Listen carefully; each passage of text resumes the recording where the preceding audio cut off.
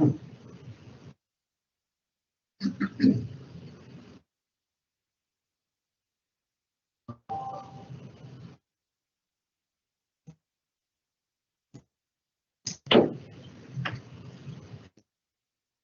you. Morning, everybody.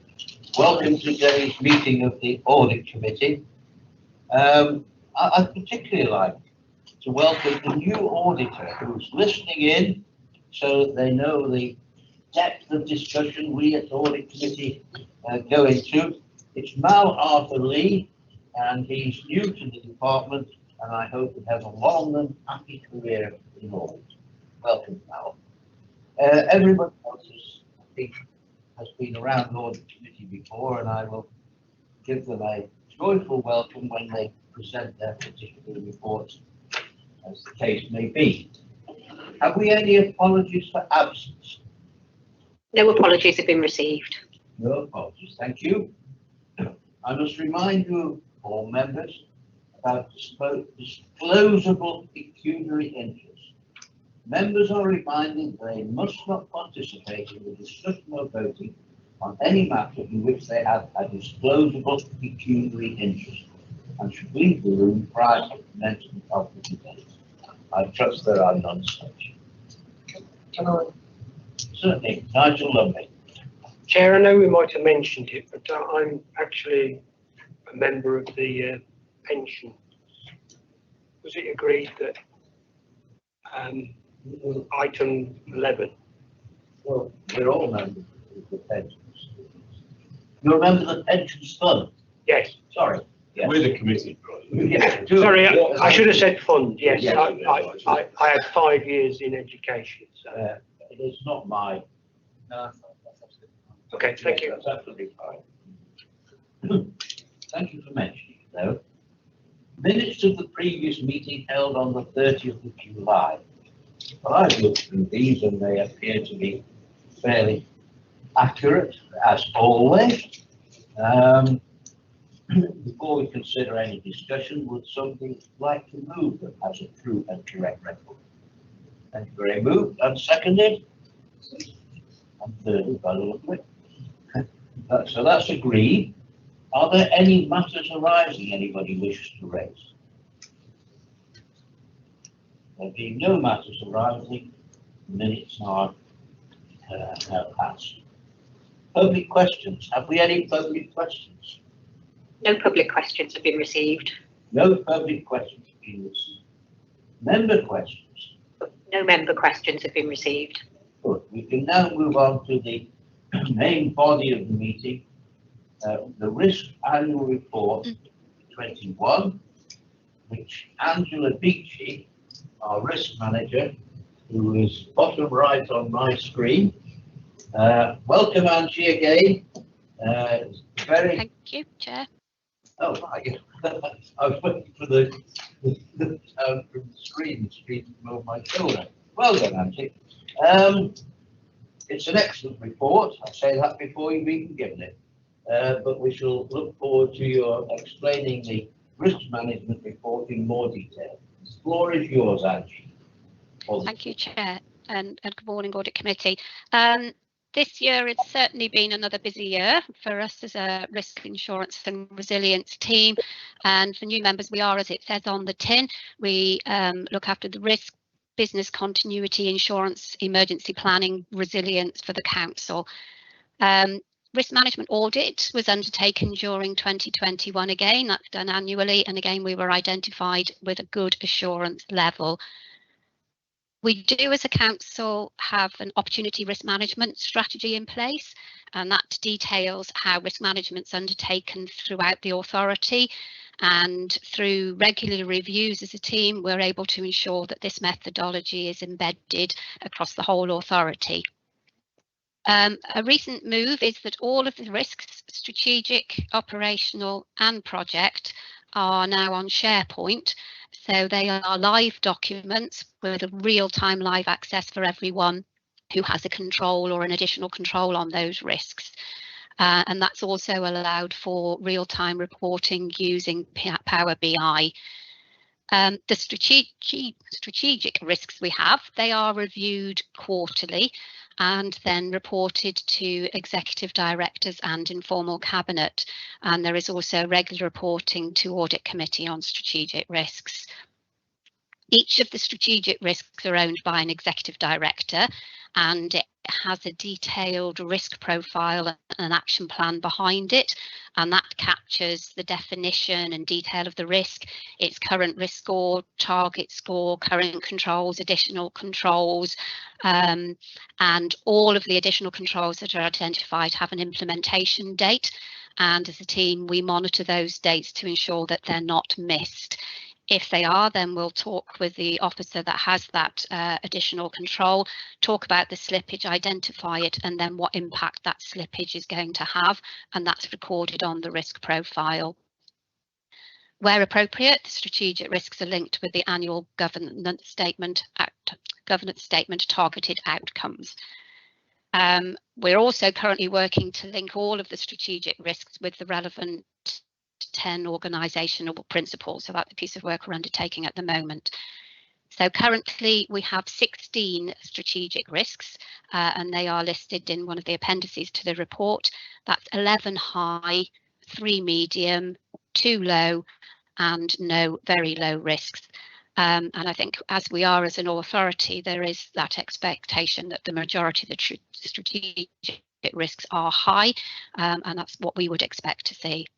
There's an annual strategic risk workshop undertaken every year with executive directors, where all of the strategic risks are discussed and challenged in detail.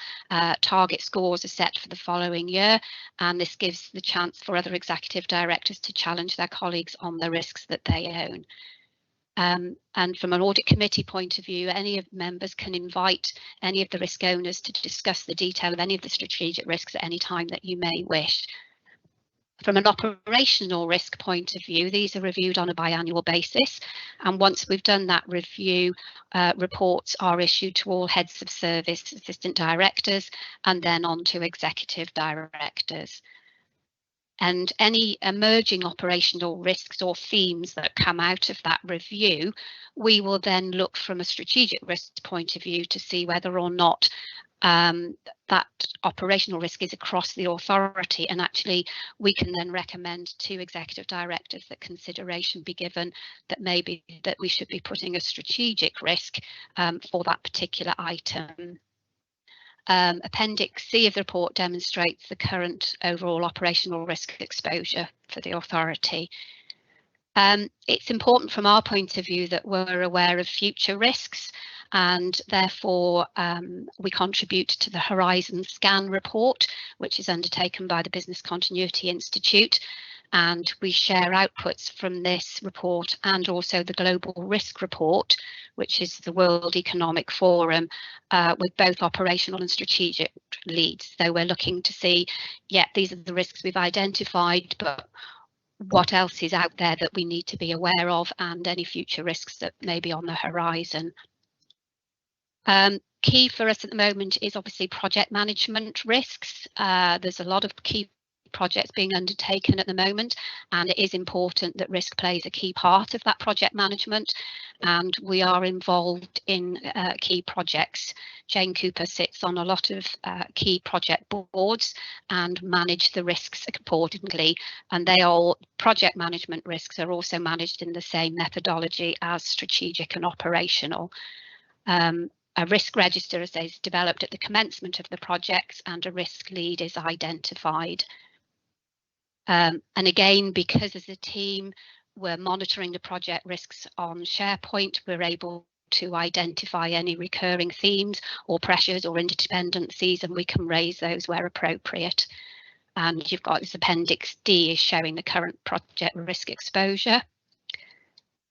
From a business continuity point of view, very, very busy period, and we are continually monitoring to ensure our business continuity arrangements are remaining robust, and just recognise the ever-changing world that we currently find ourselves in. We have detailed tactical plans in place for key areas of the authority, and they are constantly reviewed. For us, as sort of managing business continuity during COVID, it was important, both in the response and now the recovery, that we understand the pressures on all the services and how that may lead to service delivery. And we had a business continuity group which met weekly, identifying the key areas of pressure, and it gave a support network for all of those officers on that group to share best practice or help out with things, problems that may have occurred. That group still meets, but not as often, and we have got a meeting in the diary because obviously things are changing, forever changing, so we need to make sure from the council's point of view our service delivery can continue. We do have a council COVID-19 response and recovery plan, and we are currently reviewing that, and we also have a recovery coordinating group which sits regularly within the authority. One of the areas that we have to do is to raise business continuity and awareness within local business community. We had hoped last year to hold a big business continuity and resilience conference, but that obviously had to be delayed. So we're holding a free virtual light resilient conference in October, and then we've planned a bigger resilience conference in May 2022, where we'll hopefully have lots of local businesses come, and then we can work with them going forward if they want our help on business continuity and resilience. From an emergency planning point of view, we work closely with West Mercia Local Resilience Forum, which is known as the LRF, and we play a large part in any response that may be required. As you will expect, with the years, 18 months we've had, a lot of our plans have been reviewed and modified in light of the events, and we are continually looking at lessons learned and adapting our plans accordingly. And at the moment, we are working closely with all relevant council officers, partner agencies and communities in developing robust responses to flooding. We would normally carry out live exercising regularly for our plans, but as you can appreciate, our plans are being tested for real over the last 18 months. But we will continue with exercising when appropriate, and if there is ever any specific area which we feel plans need to be tested, then we can do that either desktop or as a real exercise. We're a small team, but we've made sure that we are available to support officers with regards to risk management and resilience. The risks are owned by the relevant service areas and their teams and officers, but our role as our team is here to support and challenge in a positive way and to sort of raise issues or concerns with executive directors as appropriate. So hopefully, Chair, that explains the report, but if there's any questions, quite happy to take those. Thank you, Angie. I suppose it's a silver lining from our point of view, the council's point of view, that the floods and the COVID-19 gave you adequate opportunity to exercise your risk management strategy rather than having to do it by exercise. I'm sure that you would wish, however, that such risks could be dealt with on a rather less frequent basis. I have one question before I throw it over to managers. On para 824, there are 128 operational risk registers. Can I ask you, does each one have a delegated officer responsible for that operational risk in the way the strategic risks have a delegated officer responsible? Yes, they do, Chair. Yeah. Each of the operational risks will have an overall risk owner, similar to the strategic risks, but within that, those particular operational risks that are identified will all have a lead officer identified against them. So if there is any more detail ever needed, then we know who we can go to, either to that operational risk owner, or we can go to that specific officer to discuss it further. Thank you, Angie. Members, any questions? Simon. Yeah, thank you. On page 18, and this really is from my own understanding, the Appendix B, there's a lot of red in there, which I would feel is of concern, and you've got L and I. Is that likelihood and impact? It is. Yeah. Okay. So likelihood and impact, the ability to fund children's services. Has that been a high risk, or it doesn't get higher than that, does it? At 25, has that been consistently high? And I guess it's for you, I suppose, James. Are we working to reduce that? I think, shall I come in and then James can respond specifically on that? From the red, I think what has to be appreciated is that the key thing on these strategic risks really are the current controls, but then the additional controls. So it's a recognition that that is a key area. But and I think we're going to be hopefully doing some training with audit committee members so we can go through this in a lot more detail and share a risk profile with you. So the additional controls are what we're looking at to say, well, actually, we recognise that this is a risk, but these are the mitigating actions that we are putting in place. They all have an officer allocated against them and then an implementation deadline. So what we're looking at is saying, well, actually, at the moment, the risk is this, but we know that we are, with all the additional controls we've got in place, by the end of the year, or when those additional controls are completed, we would then look to be able to bring that score down. And as part of that risk profile, we have a target score. So at the workshop with executive directors, we say, right, okay, this is where we are at the moment. These are all the additional controls that are being worked on in recognition of that risk. Where do you see in a year's time that risk should be? So we will give it a target score. So at that risk workshop we have, not only do we identify target scores for the next year, but we put a challenge to the executive directors to say, actually, this was the target score that you had put against this risk.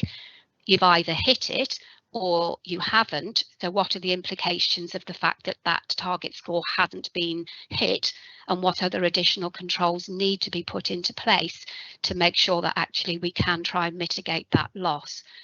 I think, the number of high risks there are sort of, because of the likelihood of some of them happening, I think, that's why we've got a lot of high risks. But for me, it's those additional controls and how we're mitigating those risks that are important.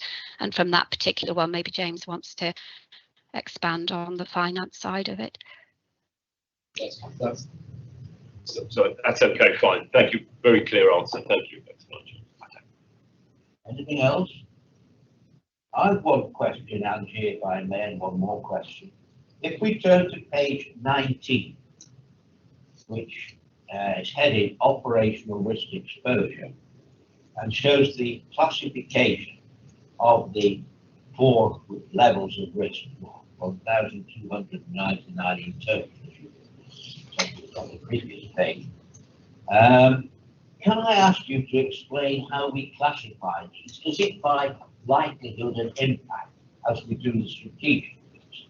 How do we define a risk as being high or very low or in between? Say, with strategic risks, it's the influence of likelihood and impact. Is that the same for operations? Yeah, so the operational, the opportunity risk management strategy that we have sets out that methodology of there's a matrix, a 5x5 matrix with likelihood and impact. So what we are ensuring and has to happen is that all of the risks within the authority, whether they be strategic, operational or project, need to be scored on the same basis. Because if we don't have that, then trying to report and say, oh well, this is a high risk, but if it's calculated on a different methodology, it doesn't make sense. So strategic, operational and project are all scored, looked at on exactly the same basis, which is set out in that opportunity risk management strategy, so that we can say if there's a project risks that they've got quite a few high risks, we know that they are high in the same way that they are operational and strategic. So yes, Chair, they are all scored on the same basis. Thank you very much. No other questions? Well, it only remains for me to thank you, Angie, for a very comprehensive report that reflects your efficiency and enthusiasm of risk management over many, many years. Thank you. Members, Chair. the recommendation to accept the report, I'm sure we do so with enthusiasm. All agree? Thank you. Our next item is the annual Treasury report, second line assurance, number 7 on our agenda, and James is going to introduce this. Thank you, Chair. I'll just give a very brief introduction, just to give a little bit of context, particularly for the newer Audit Committee members. We have, this is the annual Treasury report for 2021, so this sets out the position in relation to our Treasury management over the last financial year. So there were a series of reports that are produced. There's an annual Treasury strategy, it's produced at the start of the year. There's a mid-year review produced halfway through the year, and then the annual report at the end of the year. As well as that, there are quarterly performance reports, which are taken to Cabinet. So the quarterly reports go to Cabinet every quarter, which set out basically how we are doing against our Treasury plan. What comes to Audit Committee and then goes on to full Council are those 3 documents, the Treasury strategy, the mid-year review, and the annual report. So this is the final one in relation to 2021, basically setting out how the service has delivered over the year. So within that, there's 3 parts to talk about. The first part is the performance, which is not particularly a concern for Audit Committee, but it's useful and helpful to know that the strategy has worked over the year, and in terms of the performance, the Treasury team have again outperformed the benchmark for the last year, and that's certainly been the case for, it says in the report, the last 3 years, but it's been the case for many years now. So the returns that are coming back to the Council, although they're not great at the moment, given the particular environment, nevertheless they're above the benchmark. The second bit then around this report is about the compliance with the code. So it's about making sure that the Audit Committee are satisfied that we've followed the Prudential Code and the Treasury Management Code produced by SIPFA, which is the accounting body that oversees this, and it gives the opportunity to review and consider all of those elements. The third part is then demonstrating the compliance and that overall position. So you'll see within the report there are 3 appendices. The first appendice sets out the debt maturity profile, so shows the £300 million worth of debt that we hold and how that matures over the future.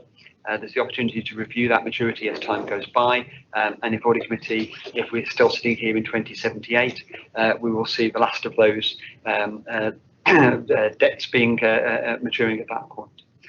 Appendix B sets out the potential indicators. The potential indicators are very complex and are not the most user-friendly in terms of understanding exactly what goes into that. I'm not going to go through those in detail, and if there are any detailed questions, then I would have to come back to you on that, because there's quite a lot of work that fits behind them. But what I would say is that one of the areas that's been identified that we'll come to later in the agenda is around future training. We've talked about training within Treasury Management.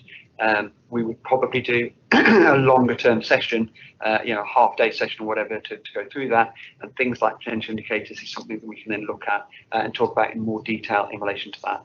The important point that you I just need to make sure everyone's aware of, is that we are complying with all of those potential indicators and we're inside those targets.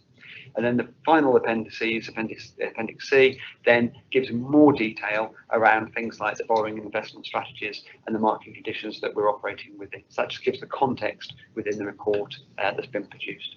So overall, no major concerns, outperforming the benchmark, complying with all of our indicators, but happy to take any questions from the committee. Thank you, Chair. Questions, members? Yes, Simon? James, the word benchmark, who sets it, and where does it come from?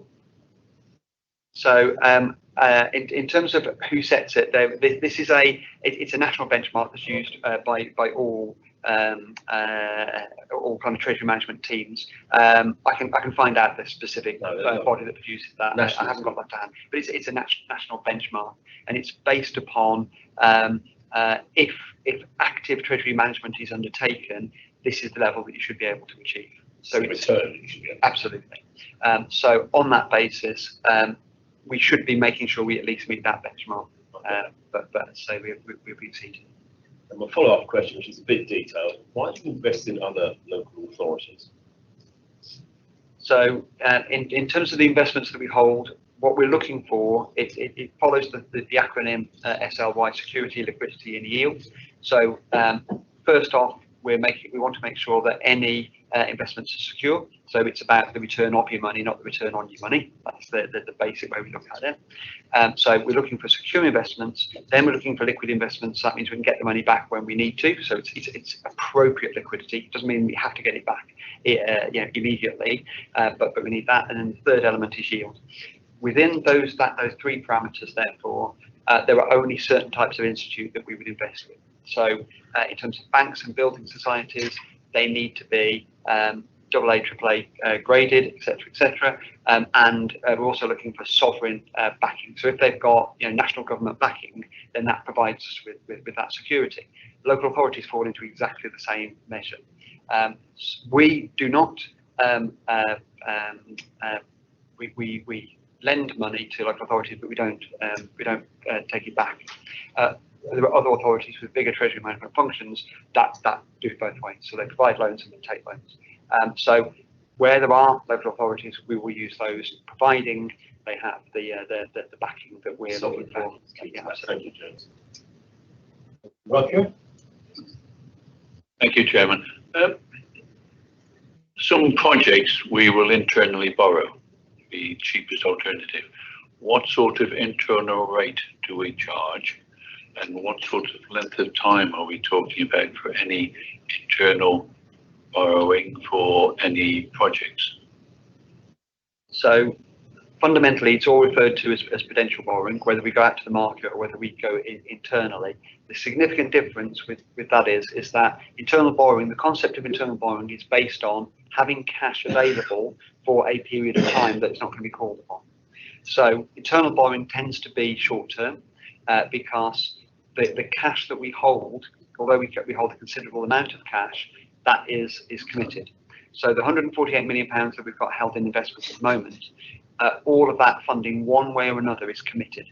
So if we said this time next year, we would expect to have, let's say, £100 million held rather than 148, then that would enable us to internally borrow some of that 100 million over a period of 12 months. So we do it on very short-term basis for short-term projects internally. It just means we don't have to go out to the market when we've got available cash. In terms of the rate we charge, that will be based upon the prevailing PWRB rate at the time, so that we can maintain that level, and we would then follow it through in terms of all of the prudential indicators, etc., as necessary.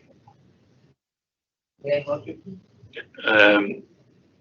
I wasn't aware that all the 148 million we've got in reserves, I use that term in the more loose definition, not the general reserves for the revenue and this.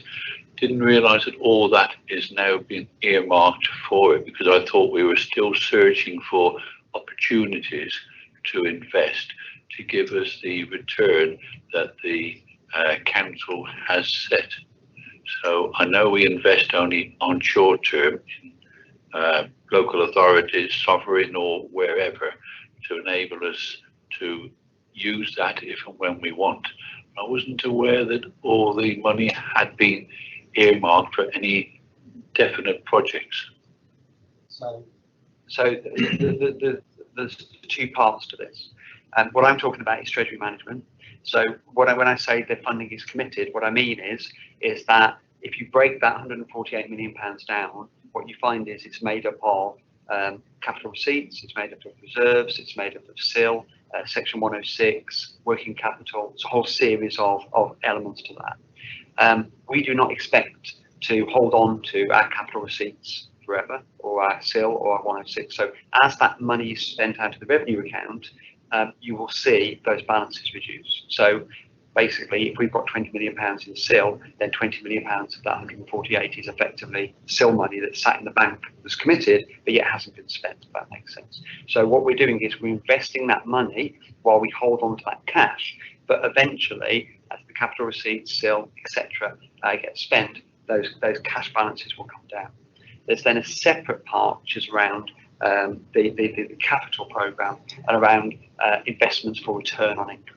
So if we undertake a commercial investment that then says we're going to, just an example, we're going to buy a workshop that we then rent out and then we take that income in as a return on that investment, that would go through the capital account, because fundamentally we'd be buying an asset. So that wouldn't be using this available cash, that would be building something into the capital program. So the commercial investment that we talk about and the values that we build into the capital program for commercial investment, making that return is significantly in excess of, or aimed to be in excess of, the Treasury return, but they are two separate things. One is around Treasury management and the other is around the capital program. But we can talk about this outside the meeting if that would help, Councillor. I'll follow it up outside the meeting, Chairman. Okay, thank you very much. Everybody happy with the report? The two things that stick in for me are the fact that there's no external borrowing required, and that we've exceeded the benchmark yet again. I can't remember when we didn't exceed the benchmark, James. It's a long, long time. So those two matters bring joy to my heart. Shall we agree to accept the report, members? All agreed. We now move on to the report, which is core to the work which we do as members of the Audit Committee. And Kerry is going to introduce the Internal Audit Performance and Revised Annual Audit Plan 21-22. Kerry. Thank you. This report summarises our work to date, and it gives members an opportunity to see that things are on target and have an early indication of any issues as well. And so at the moment, delivery is slightly lower than normal. The plan has been adjusted, and this reflects the impact of vacancies and support to COVID activities.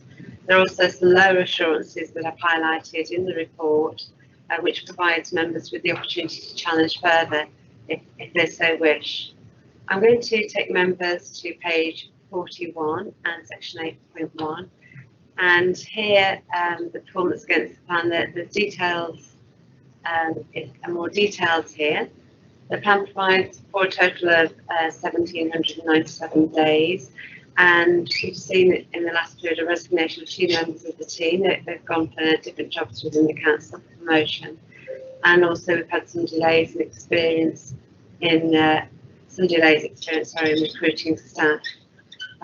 But at this point in time, I can update that we've filled 2 of those 3 posts. So we've been very lucky, one with the secondment from finance and one through the recruitment process. Also, we did have a continuing commitment at the beginning of the year of resources to the COVID response, and because this is the first report on performance against our plan this year, that's why that features here. We also had a new client come to us, which means that some of our resources are delivering to this new client, which again takes away from the Shropshire Council delivery. So performance was slightly below previous delivery records.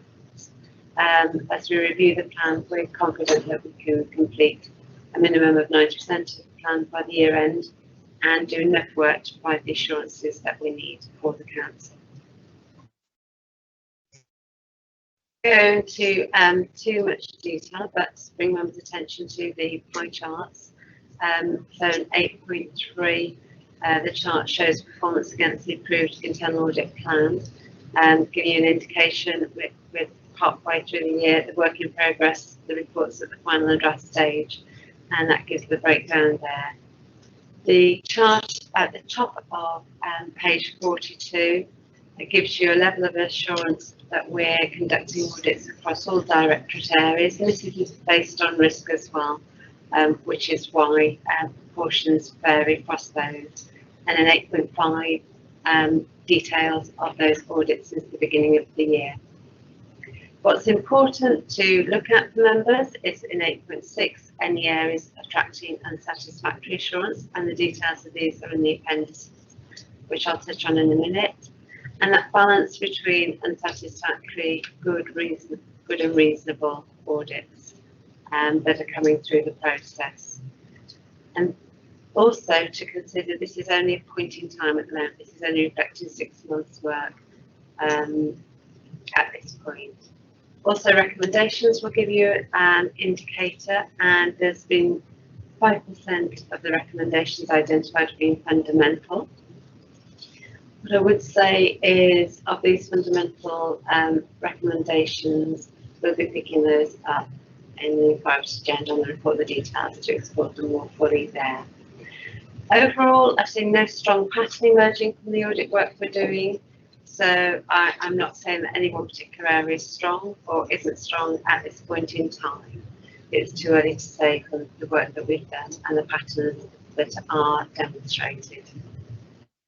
In terms of the planned audit reviews, if I just take members to the appendices, again, this is the detail behind the chart, but the one perhaps for members to consider is table 3.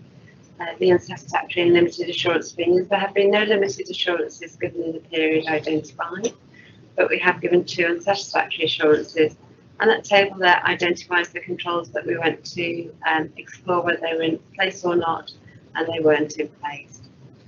So they may be the focus of members' attention going forward. I'm going to leave it there and open the floor for any questions, Chair, if that's okay. Thank you, Kerry. Comprehensive report. I have to say that I was slightly intrigued by the matter on page 41, 8.2, the bottom. All staff have been encouraged to allow time for well-being. I thought staff had a set working week, 36, 40 hours, whatever it is, and they enjoyed their well-being outside their working hours. Or does that mean that staff are working 24 hours a day and have to be encouraged to take an hour off here and there? I think there's a bit of both, Chair. We do have some staff that work well in excess of their hours, but well-being is a priority, and following COVID and the rapid change of approach to working, there is support materials being made available for managers and staff, and it's encouraged that everybody takes on board this. We've just seen there's mandatory training for myself and all my supervisors as well, to ensure that we're capable of identifying where staff may have issues in terms of mental health and resilience, and that we've got the tools in our kit to support those staff through any difficult times. And the council's also invested in a wellbeing officer who is rolling out several projects on this basis. But of course, with any mandatory training, that impacts on the amount of productivity that I can deliver as a unit. Thank you. Members? Thank you, yes. So, given that you've had to have a reduction in your audit, your original audit plan would have been risk-based. That reduction, we haven't got sight of what you've decided that you can't achieve this year. I wondered whether the audit panel committee need to know what you can't do and the risks around that. Thank you, Chair. What I haven't said is the process behind that reduction. So what's happened is we obviously look at risks, and you have your high, medium and low, and also then within your high and your medium you have a rationale behind that priority. Also, we've got the resources available to us. We have to look at the plan in terms of the types of auditors that I've got available to deliver those audits. Come to a conclusion of which audits we can't do at the current time. And also, over time, we have different priorities and different risks that come to the top of the pile, and we move audits in. So it's quite a fluid plan. To give you assurance that the right things are going in or out of it, that the detail isn't here, but the Section 151 officer at our Section 151 meetings has cited that, challenges the movements within the plan, and then signs that off. If there was anything significant that meant I wasn't going to be able to give you assurance in an area of significant risk to the council, or if I was impeded, say for instance COVID, we were watching very clearly whether I could do enough audit work to give the assurances, I would be coming back to committee and informing you of what I'm not able to do and what the impact would be. So although you don't get the level of minutiae detail, what I would absolutely give you is a heads up that there's an area over here I'm not going to be able to give any assurance on, and it will impact on a major risk that I see that the council hasn't meeting its objectives. Does that satisfy you? Yeah, thank you. Okay. Yes, thank you. So going to 8.4, where you've got plan by actual audit, it's quite obvious that resources, from what you've planned, you've not achieved audits within that sort of area. And in particular, you've got finance at 21%. So there's areas there that I know you'll be risk-based, high risks or whatever, but there seems to be rather a large area there that you're not doing. Now, is that more because of your staff in relation to your ability to do that type of audit? No, the chart there, the planned is the full annual plan. And traditionally with the financial areas, what we do is we wait as close to the year end as possible, so we can do the sample and testing on that, and also allow areas of high risk to implement as many improved controls and manage their risks. So it's very much a natural pattern that I would expect to see at this stage, which is why I'm so unable to give you an indication of any direction of travel or concerns at this point in time, because some of the big pieces of work, and as you point out, the high risk areas of work, we won't do till that final quarter. That final quarter is very key in terms of some of those details. Terry always sets a very high bar at the beginning of the year for what she hopes her staff can achieve. And there are many here, so many unknowns, people off sick, people off long-term, have several long-term pregnancy leaves, things like that over the last year or two. And so many other events occur which are unforeseen. A surge in fraud audits, something like that. But to achieve 90% of the target which you set us is, in my experience over many years, the sort of target visitors was very commendable. Simply at the beginning of every year, when she sets her plan, we set out on the unknown that's going to happen during the year. One other comment I'd like to ask you, Ken. If we look to page 47, which is the unsatisfactory assurance on internet security issues, it lists what should be done. It doesn't actually say there where the unsatisfactory situation lies. Could you perhaps explain that a little more or amplify that? Thank you, Chair. What we list here is the objectives that we go out to test and see whether they're in place. And if they're listed there, it's because we've gone out to test them and they're not fully in place. In some cases they're not in place. In other cases, the systems say that they're not complied with to the level we would expect. Thank you. No other comments on that? Yes, Nigel, please. I'd actually got that as one to list as well, was internet security, the fact that it isn't unsatisfactory, that might present a very high risk with cybercrime and everything else. Yes, you've listed what you want there. I'm just worried that it doesn't, as the chair sort of said, it doesn't establish whether there's actually a very high risk there because something's going to come crumbling down, or their systems are going to be defeated. Thank you, Chair. If something's got an unsatisfactory assurance, it's high risk, it needs to be managed appropriately to bring those risks down. And there are fundamental recommendations that we can discuss later as well. But what I would say behind these assurances, there are recommendations that have been agreed with the management and resources put in place with deadlines to achieve improved controls.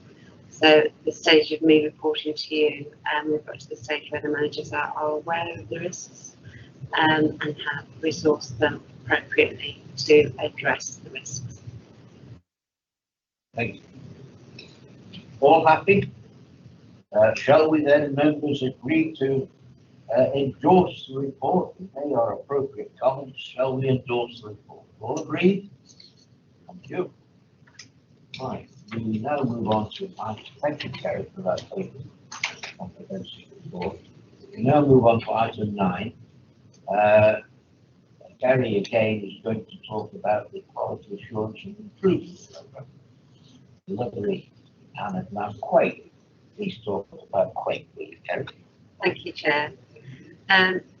This report updates members because you'll be aware that we do comply with the public sector internal audit standards. We do an annual self-assessment, and that was reported to the July Audit Committee. What we're required to do is have an external assessment, and it's due this year to comply with the size. So permission was given that the chairman and Section 151 officer with myself to go out and seek that external assessment candidate. So what's happened, we've gone out for a couple of quotes as per our requirements, and we've successfully recruited a SIPA candidate to do the external quote in November. You have to be satisfied that the person's appropriately qualified, is independent of internal audit, has got the capability to assess internal audit, and that's why we went for professional bodies to seek this expertise. So Ray Gard has been selected. He is independent of the council. He works for SIPA. He's been qualified for several years, and he's been a practicing head of internal audit as well. So he's walked the walk as well as understanding the processes. He has no conflict of interests with Shropshire Council to declare, and therefore we're reporting publicly to you that is the process we're going to follow. So if you're satisfied with that, Ray will come in November and go through the process of completing the external self-assessment on your internal audit service. Thank you, Terry. Nigel? What you didn't mention is that you've chose to do a validated self-assessment rather than have a full external assessment. Yes. What did you do 5 years ago? Because did you do similar then, or is it what I'm thinking of? Is it now time that we should be doing a full assessment rather than a validation of yours? Thank you, Chair. We did the full assessment 5 years ago. It's the first time we'd ever had to have an assessment done, and so we did the full thing this time because we've got sort of 7 years of experience or whatever it is of self-assessment. We feel a little bit more confident that we know what's needed, and so that's why we've gone for that option. Thank you. I'm reassured by that. Yeah. Right, it's a very straightforward report. The recommendation is that we Accept the approach agreed by the section 151 officer and head of audit. So, and consultation with myself. Not yet. Shall we agree the report? All agree. Thank you very much. Agenda item 10, statement of accounts. James will now take us through the page by page, 230 pages of the statement of accounts. James. Thank you, Chair. It will be with relief for the committee that I'm not going to take you through page by page. The statement of accounts is still fluid. I think the best thing to do is I'll hand you over to join Bamadali, our Director of Finance, who will take you through the changes that have been made since you last saw the report and where we are. And then later on the agenda, we also have an update from external audit. So if I hand you over to Toyin, she can take you through where we've got to, and then we'll pick up any questions after that. Welcome, Toyin, from afar. Thank you. Thanks, James, and thank you, Chair. Good morning, everyone. Can you hear me? Yes? Yes. Okay. Before we go into the Fine. Sorry, I think there's a bit of a delay. Before we go into the report, I just want to bring your attention to page 62 of the PARC, section 2.5. The section reports refers to external audit's progress report as item 13. However, due to last-minute amendment to the agenda, that item is actually item 12. Just want to bring your attention to that. Okay, and if we just flow through the statement of account, what we've got right now is a draft statement of account. We presented the first draft to this committee on the 30th of July, and it was certified by James, our Section 151 officer, as a true and fair view of the financial position shortly after that, and that was also published on our website on the 31st of July in accordance with statutory guidance. This report was then sent to our external audits, Grant Thornton's, and the audit started on the 2nd of August. And we're pleased to actually say since the draft statement of accounts was presented to committee on the 30th, there have been no material changes identified to date. But there have been a number of minor amendments we've made to the disclosure. And these changes are detailed on page 63 and 64 of your PARC. And the revised draft statement of accounts is attached as Appendix 1 to this agenda item. So the external audit plan is to substantially complete their audit testing by the 30th of September and issue an audit opinion in October, which is after the 30th September 2021 statutory deadline. Unfortunately, the reason for the delay is mainly as a result of external audit actually starting a week later than planned due to the valuation of assets within our pension funds accounts, as well as unexpected illness within the key member of our external audit team. We have been assured by the audit team that additional resources have been put into this, and we hope that the accounts will be ready by October. So as a result, the audit statement of account is not expected completed in October, and therefore the attached statement of account to this appendix is actually a draft. And once we have an audit opinion issued, then we can actually present a final statement of account. Now, to sign off the account in October, we are recommending an additional audit committee meeting.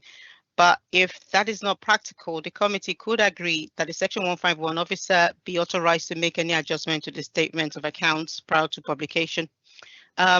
I've tried to summarize what is in the report. I don't want to take you through line by line, but myself and my colleagues, Nikki and Neil, we're happy to take any questions that you might have.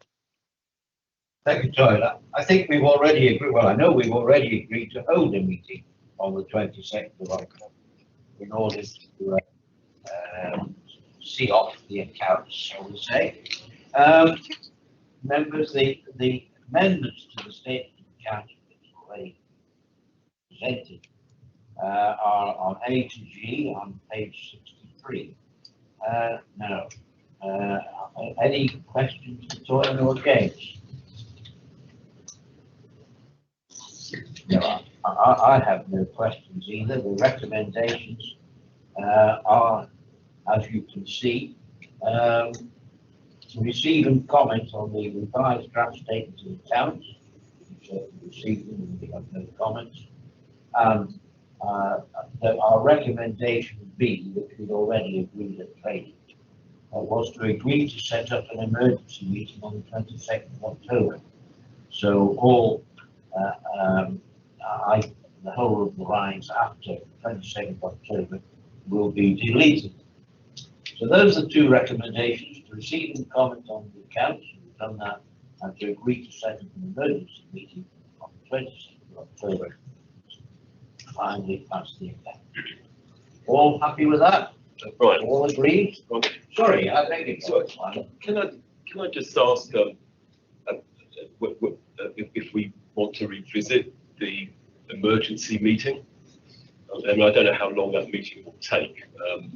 I assume it will be physical. How necessary really is it? Are we going to go through the accounts at that stage and blow by blow? We can always do that, of course. I just don't.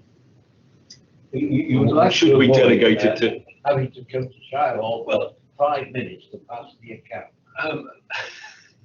I can always sit here all afternoon debating or discussing the accounts. It was my background, but I don't think anybody would enjoy or particularly benefit from that, at least not James. So I wonder if we are making an unnecessary rod for ourselves. Is there anything that Kerry or James were thinking that they would put on the agenda for the 22nd? Is there anything that we feel that we wish to make a more extensive meeting of, or we could use beneficially make a more extensive meeting of, or if not, I do take the point that perhaps was working. Chair, I'm really not trying to be negative here. I'm just trying to make the most use of everybody's time. And could we do it over Zoom or? If I come in, Chair, so in terms of, is there anything else due to go to that meeting? No. So it would be a one item meeting that would purely look at the statement of accounts. The bit here that's chicken and egg is external audit haven't yet completed their audit.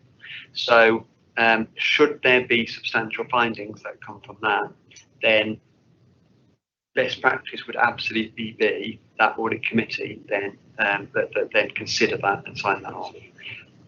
I'm hopeful, obviously, that there will be no significant findings by Grant Thornton, and in a sense, you know, the best position for me, if I'm being entirely honest, would be that there are no issues, and unfortunately the audit committee come in and spend 5 minutes going, that's fine. That provides the right level of assurance. If there is an issue, then absolutely audit committee really should consider that. There is the option there to delegate it to myself. That's not something we've ever done before, but we are in unusual circumstances, and certainly if the level of amendments that we've seen so far were the extent of that, then I would be comfortable with doing that. The problem is we don't know that at this point in time. It may be, I don't know whether Grant wants to say anything to Grant Thornton. It may be that we keep it in, but there are options. At the end of the day, if audit committee are going to make a decision, then we won't be able to do that virtually. So any decision that has to be taken, you will have to have a quorate number of members in the room to make that decision. There is the option that it's delegated, and I'll just check whether Grant frowns at any point with this, but I think there is the option that the delegation could be made to me, but nevertheless we could have a virtual meeting to consider it, but then I ultimately take that away. That's not the ideal, but if it was a problem holding that meeting physically, then that would potentially be another alternative. Is it possible? Sorry, and then Nigel. Fundamentally, Chairman, these normally went to council, I think, and council have delegated it to the audit committee, and I am very much against delegating it to the Section 151 officer. I've got no problems with it, but I think in principle, I do not agree with delegating it beyond the audit committee. I would have preferred it to go to council again, because it is a council responsibility, this, but they've given us that authority to actually approve the accounts, and I think we do need to actually formally agree these accounts. I've got questions. I'm not going to raise it today. I'll wait for the Grant Thornton report to come in, the final report. But I think we do need to agree those accounts, whether it's 5 minutes or whatever. Thank you. Nigel? It certainly was my expectation that I'd have a chance to review the Grant Thornton review of it, and I expected that to be on that 22nd, was it? And then that would base my approval of signing them off. So that's my expectation. Right, so I've heard you too. I have to say that I think it will give more comfort to James if it's actually signed off by committee rather than delegated to third country. I am in favour of holding the committee. I think agree that it's our responsibility, and this is one thing that we shouldn't, on this occasion, delegate to each other. I don't think we can take a vote on it because there are 3 of us here that ought to be in committee. So I don't want. Oh, sorry. I do apologize. I hadn't asked you for opinion. I merely knew that having been counted to 3 is a majority of 5. Whatever. Do that. So it seems to me then that we had better revert to the recommendations which say that, well, what I said originally, we've received and commented the state of the accounts. We agreed to set an emergency meeting on the 22nd of October, which will be in the afternoon, of course, because we've got this planning seminar report. So, will members concur with that? Agree? Or disagree with it? Not agree. Okay, thank you very much. We now, I think we'll take the next report and then have a couple of break. I long to hear from Grant Patterson, our engagement lead, who is going to provide external audit and audit findings. Grant. Thank you, Chair. I just want to pick up where we are in the agenda pack up. Whether is it the item 11. So I'm going to take you through the Shropshire pension. But I'll just comment on the conversation you've just had. I think from our perspective, under auditing standards, I am required to communicate with the audit committee. So I would agree that that I should be presenting our audit findings report to you. I think where James was coming from in terms of is your own governance arrangements and statutory arrangements in respect of whether the committee needs to meet in person. I think that is a matter of sort of interpretation of statute. I do know, I think other councils have taken a slightly different interpretation of how many members you need in the room to constitute that. I think you will have the audit findings report before that meeting, so maybe it is something you could consider then, as James was alluding to. If there are no significant issues to discuss, then it may be that you could hold it virtually and then delegate to James or something like that. I think it's really just for your own governance arrangements and what's best for yourselves. And then maybe, I think it's slightly outside the box and without actually discussing this with officers, is I do note there's a council meeting, I believe, on the 23rd. So, I mean, we could be flexible and maybe if members are going to be in the building for that, maybe work something around that, if that might be more helpful for members, but happy to have that conversation. Conversation, Grant, we've agreed that we're going to hold a meeting on the 22nd. Right, okay. So what I'm going to take you through here then is Chair, as we originally discussed, or our plan was to run the pension fund audit alongside the council audit. So what you have in front of you today is the draft or is the audit findings report for our audit on the pension fund, and that is substantially complete. I will say for members of the committee or also members of the pensions committee, you will see this again tomorrow, just because the way the meetings have fallen, and we would normally be taking the pension fund audit findings report to the Pensions Committee, who would then, my understanding, would recommend make any recommendations to Audit Committee. But because their committee is tomorrow, it's coming to yourself slightly ahead of that. And we're reporting to you in your role, as you've alluded to, as those charter of governance, because that authority, as members have just said, has been delegated to you from the council. But we normally would communicate with the Pensions Committee in this respect as effectively, I suppose, a subset of that, because they are the ones who oversee the production of the pension fund annual report. But as I say, just because the timing of the meetings, you're seeing the findings report for this year slightly ahead of the Pensions Committee tomorrow. So in terms of the Pensions Committee, in terms of the Pensions Fund, just to remind members, I think when we set materiality there, because of the size of the fund, we base it on net assets. Materiality for us is around about 20 million pounds.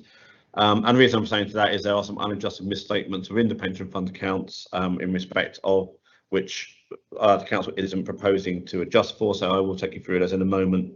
But in overall terms, just to say, we've substantially completed our audit. Also, just to remind members, the annual report for the pension fund, or the draft annual report, was produced slightly ahead of the main council's accounts, and we've been auditing the annual report and the figures within that. And one of the reasons why the council had to slightly delay its publication of the full statement of accounts was when we were doing our early work of that audit, we identified that just due to timing differences, the pension fund had closed down on estimates. It had then very late in the day received an actual valuation statement from one of its asset managers, and that ended up being a £45 million difference, and that clearly is twice our materiality. Therefore, it was agreed that the pension fund would adjust its asset valuations on that basis. That then has trickled through. So whilst there was an adjustment in, I suppose, what I'm going to tell you about the pension fund accounts, in the actual statement of accounts that you've just seen, that had already been processed through. So when we report back on the council accounts, we won't refer to that as an amendment per se. It's already been put through. But we've highlighted that here on page 277 as that amendment went through because it was material.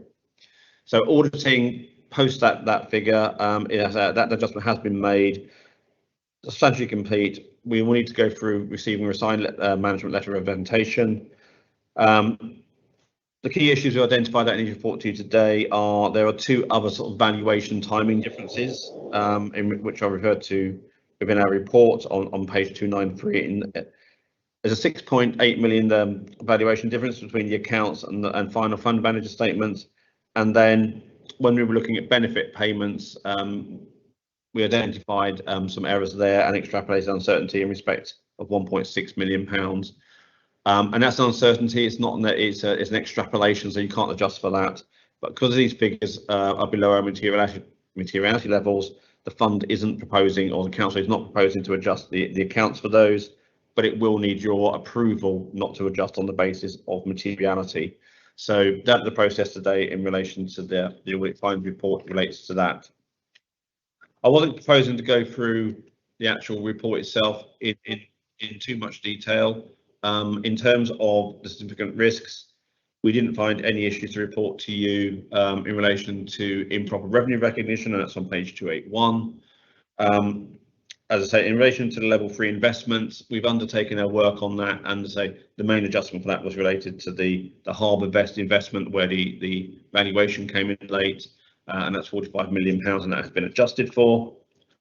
And then further on, in terms of that, if we go on to the level 2 investments, which are on page 283, that's where we reflect upon the 6.8 million valuation difference within the accounts within that. So again, it's been a pretty straightforward audit in terms of that. A lot of it, the pension fund is actually just verifying that the final asset valuations are there. So what the proposal here is you're not proposing to adjust for those amendments on the basis of their materiality, but we will need audit committee's approval for that. There's no other significant piece of information I need to bring to your attention. If I take you through to page 286, we have considered the going concern of the pension fund, and again we're satisfied that there aren't any going concern issues that we need to report to you. Clearly, with the value of assets and the value of benefits being paid out, no significant issues there, and the funding value level is strong. Taking you into the appendices in terms of where we are, in terms of recommendations. As I say, there was a recommendation between the valuations of Harbourvest. The key recommendation there was looking to explore ways of improving accuracy. I think the key issue around Harbourvest that the estimate was based upon September 20 valuations and then extrapolated forward. We normally see them done wherever possible at the end of December, but that depends on the nature of the investment. But again, as you put it there, management have responded to that, and they are looking to do that. There's always going to be a difference. I think it's just this year it's an unusually large difference, and we didn't find any issues with the valuation methodology per se. It's really just a timing difference in the accounts. So those adjustment is reflected on page 296, I think, of your pack. Sorry, page 292 of your pack in there. And also just on that one, I will notice in some of the disclosure discussions around there on the very first one is that we did identify some classification differences between level 1 and level 2. And they're basically the type of investment and how easily you can obtain valuations. Level 1 is it's like a stock market. You can get the share price on a daily and it's traded daily. And level 2 is maybe where it might be traded weekly, or you can't trade on the day of the year end. And we felt that some of the assets that were being described as level 1 were really level 2 because they didn't all have totally observable inputs. The funds agreed with us, and therefore as a classification change within the fund itself, but they don't really make significant differences to the valuations or the disclosures per se. It's only if you move into level 3 that there comes significant more disclosures. So there have been some disclosure changes as well. And then on page 293, that's where we highlight the proposed unadjusted misstatements for yourselves. And then on the following pages, we have confirmed our independence. We've re-shown the fees that we talked to as part of the planning work, and there's no change currently to our proposed final fee for the pension fund. And then our draft opinion is attached within there. So overall, proposing unqualified opinion on the pension fund accounts, but we do need your approval as Audit Committee to concur with management not to adjust for the non-material items that were identified as part of the audit. And I'm happy to take questions. If there be any questions, I'm sure that we will agree as a committee to concur with management as we asked in relation to the difference of opinion. To my satisfaction was the unqualified audit opinion that we were able to give, and I would like to move that we note the report and the conclusions on page 27, the conclusion paragraph on page 278, the unqualified audit. Is that agreed? Everybody happy? Thank you very much. Thank you for that, Grant. Thank you. 5-minute comfort break, and then you will be on again with item 12, the audit progress report. Thank you. Thank you, Chair. Mary will be leading on that one, but I will be here to help answer any questions. Look forward to hearing Mary then. Right, thank you. Adjournment.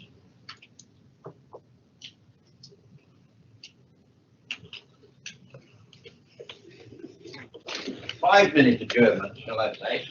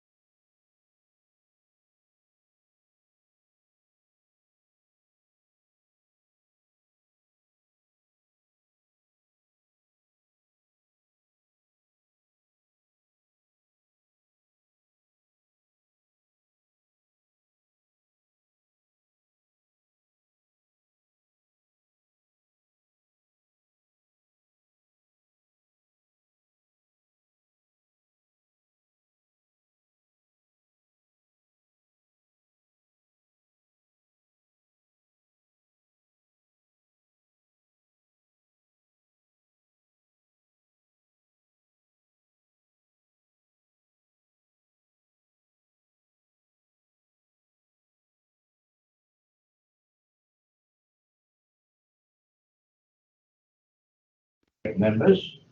We're going to go to item 12 on our agenda. The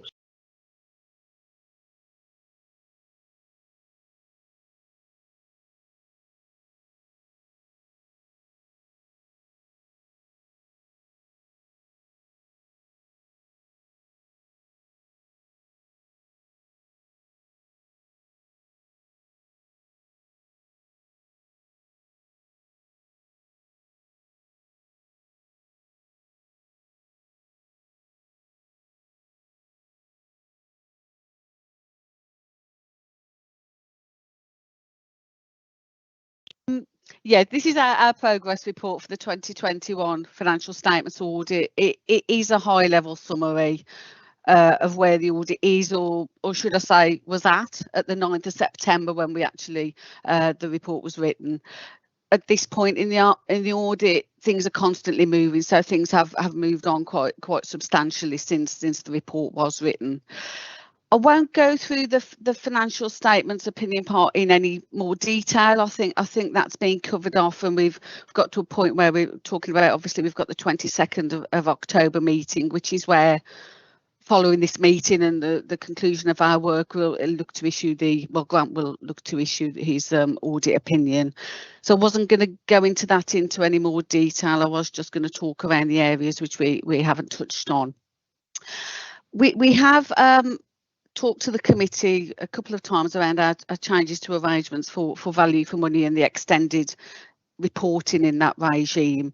It involves a much more comprehensive review and reporting progress. Now the NIO have extended the reporting deadline on this until 3 months after we issue the financial statements opinion. Technically, if we give our opinion after the meeting on the 22nd of October, that would take us into January, where we will present our annual auditor's report.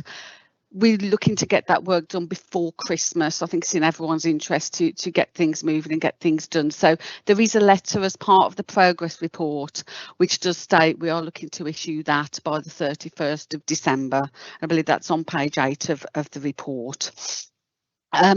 So value for money, that will be by the 31st of December. There is also something which isn't within the progress report around whole of government accounts, and this is something that we became aware of last week.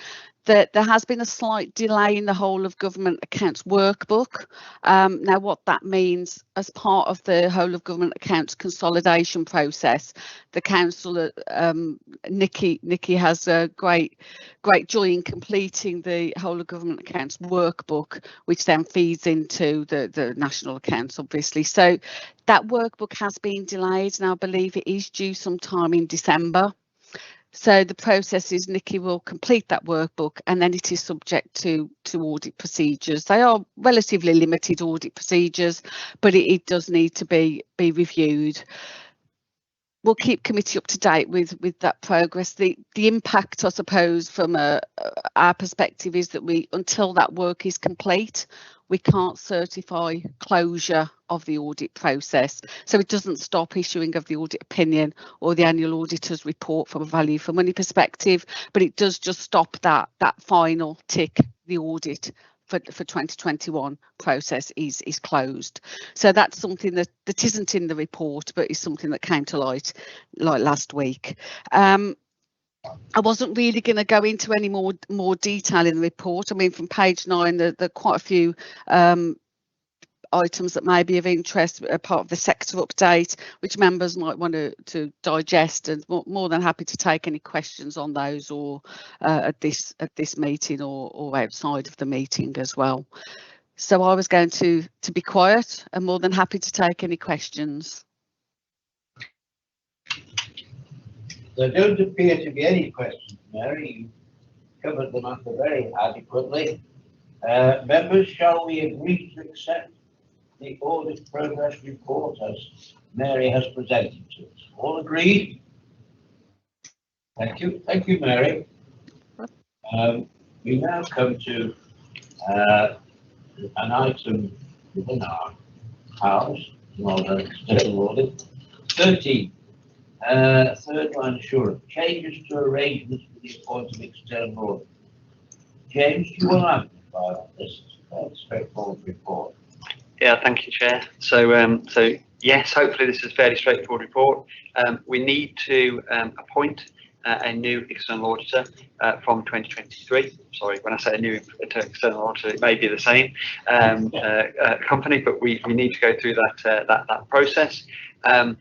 In 2016, we decided to use the PSAA approach, which was basically a sector-led body set up by the Local Government Association, which then was used nationally by the majority of local authorities.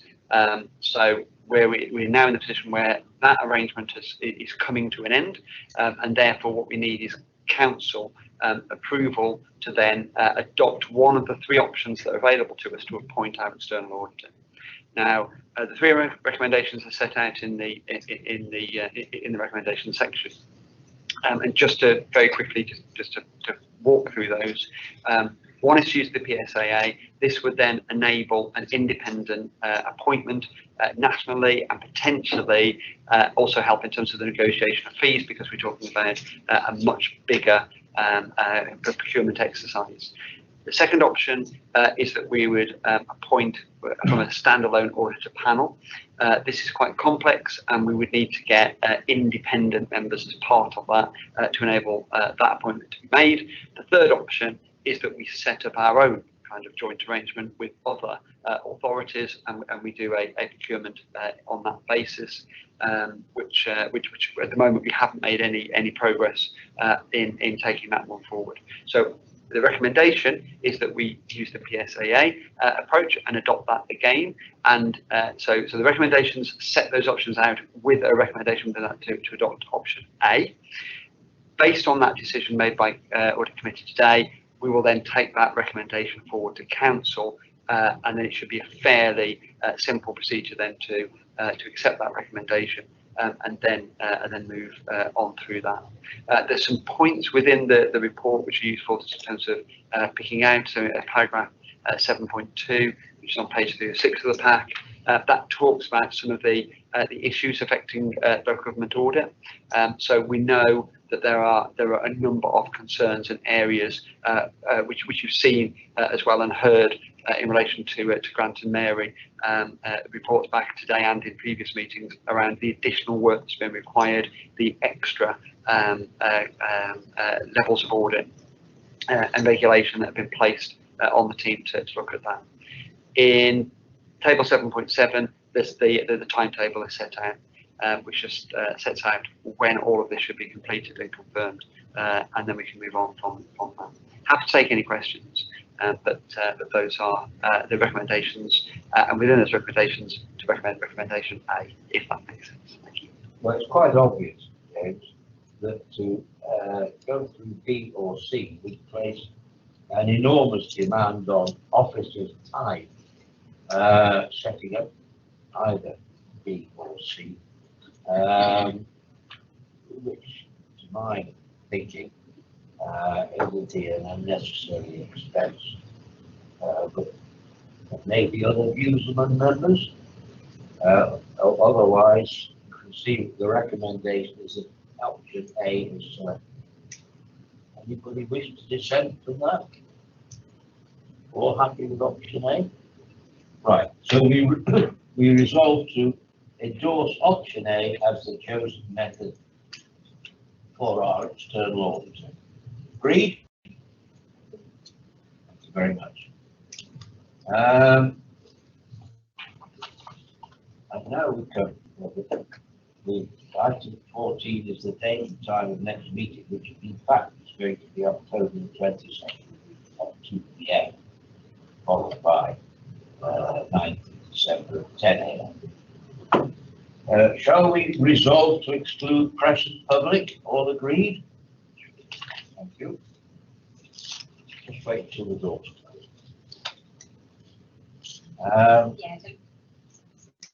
Sorry.